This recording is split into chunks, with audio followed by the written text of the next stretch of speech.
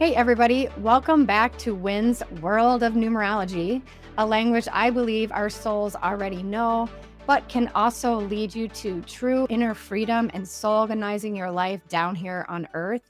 Today, we're going to start with a simple chart using my own name and birthday, and I hope that you follow along using your own name and birthday. And then we're going to discuss how this little simple chart behind me can become a grand, complex, unique map made just for you to explore. So, again, in episode 2, you learned about what each numerology symbol looked like when it was drawn inside of the solar cross. If you need to go back and look real quick, take your time. And we also talked a little bit about what each of those symbols meant in its purest form before it starts to get distorted with all of our humanness and our complexities in our chart. But today we're just going to decode the symbols from your own name and from your own birth date. We are going to use mine for an example, but please feel free to do it alongside of me. And all you would have to do is write out your full name as it appears on your birth certificate, as well as your birth date fully written out. So 1971. I know how old I am, but you have to write out the whole birth date. And I know other types of numerology outside of American numerology uses your birth time of day, but we don't use that. So, as you can see up here in the corner, this is the decoder, right? I don't know if you guys remember or have ever seen Christmas Story. It's a famous movie from, I don't know, probably the 70s or 80s. Again, telling you how old I am. But anyway, if you remember, he gets this little decoder thing and he's like twisting it and he's like writing down like what each number corresponds to a letter. And honestly, that's basically American numerology. So, anyway, again, as you know, we only use 1 through 9 as symbols, and it's pretty basic. It's not rocket science. You basically just take the first letter of the alphabet and you start going 1, 2, 3, 4, 5, 6, 7, 8, 9. So I is the ninth letter of the alphabet in a row. And then guess what? You start over. So J is considered 1. It's actually 10. It's the 10th letter of the alphabet, but 1 plus 0 is 1. So it goes 10 all the way through to 18. And then S is the 19th number of the alphabet. So 1 plus 9 is 10, and 1 plus 0 is 1. So then we have go all the way up to Z, which is the 26th letter of the alphabet, and 2 plus 6 is 8, and so on. So hopefully that made sense to you. So now you have a decoder. Now you know what each letter could possibly be as a number in your chart. And so I started doing that up here, and you'll see some numbers are on the top and some numbers are on the bottom. So the numbers that are on the top, if you notice, are the vowels. So the Y's, the E's, the A's, the I's, the E's, the I's, A, U, right? So all the vowels, you put the number on the top. And yes, it is controversial sometimes to have the Y. If you remember growing up, it said A, E, I, O, U, and sometimes Y. Well, I'm of the mindset that Y is always a vowel because it can be used as a vowel. So that means it's always a vowel. And then consonants are down on the bottom. So W, N, N, M, A, B, C, K, right? And so you can see the correspondence, right? So W, come over here. Here's W under 5. Y, here's Y, it's under 7.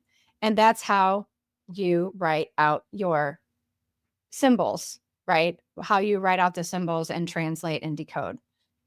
Then the next step is to go across the top and add up all of the numbers.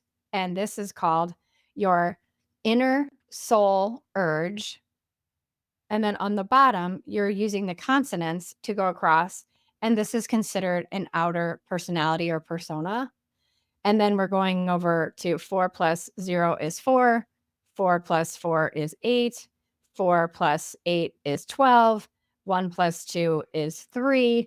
And here I have now my full expression. So not only do I have an inner soul urge, I have an outer persona, and then I have my total expression. So these are the 3 main things that you will find from your name. You may also notice things from your name like I'm missing some numbers. My name doesn't have all of the numbers, and that has an influence as well. Like I don't have a 6 in my name anywhere on here. So that's another part of your chart to explore in later episodes. I really just want this episode to be how to learn how to break down your first part of your chart, the two most important things. And that is, who am I and why am I here? So this is, who am I? And this is, why am I here? Right. So the birth date, which cannot be changed or messed with, it's a very specific date. You can't change the day you were born. And so when you write that across, 8 plus 2 plus 5 plus 1 plus 9 plus 7 plus 1 is 33. 3 plus 3 is 6. So as you can see, everything in these two questions, who am I and why am I here? So who am I? Why am I here? They can be broken down into one of the symbols that we went over in episode 2. So these are the two most important things for you to break down and understand about yourself. If you do nothing else in numerology, just knowing these two things is unbelievably important. Why is that? Well, because why am I here? I've thought ever since I was a kid, and I don't know if you have, but I've always wondered, like, okay, so I feel something here. I feel some kind of connection. I feel like I'm supposed to be doing something, but I don't really know what that is. And so I can find this out very easily from my birth date, and I can go back and start to study what is the symbol of the six that we use now in daily calculations, right? And it does get complex, and I'm going to go into these in other episodes. But for now, like, let's just take again the basics of understanding numerology as a language, and this is how you decode it. My name is really important because that's, who am I? What do I offer to the world? Right. So the six is, what am I learning? My name is what I'm offering to other people. So if other people are learning about the three, let's say their life is a three, then I'm a good person to be around to teach that to them just by observation, just by watching who I am. But again, that's only if I am in the purest form of my three energy, which, as we'll get into in future episodes, gets distorted in all kinds of ways. One is through karma. And again, we're going to talk about this in depth in the next episode. And the other, as a therapist, what I understand to be the psychological ego. And the psychological ego is just the mental activity of the brain that is somewhat distorted. It's in a black box in your head, and it really doesn't have anything else other than the narrative that's running through your mind. It has your five senses and trying to figure out the world. So if you don't think that we get distorted viewpoints, I don't know what else to tell you, because that's what's happening.